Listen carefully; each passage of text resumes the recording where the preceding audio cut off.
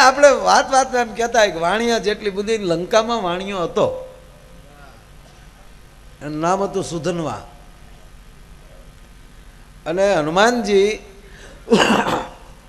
પરત ગયા અને ભગવાન રામ સેતુ બાંધીને લંકા આવ્યા.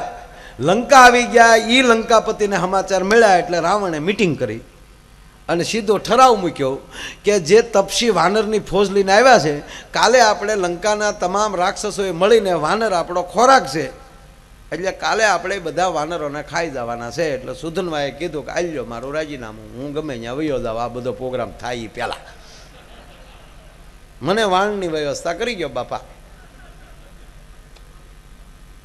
કે કેમ?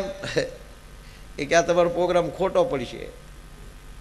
કે તમને શું વાંધો? તમે કીધું ને વાંદરા ખોરાક છે અમારા બધા લંકાવાળાનો.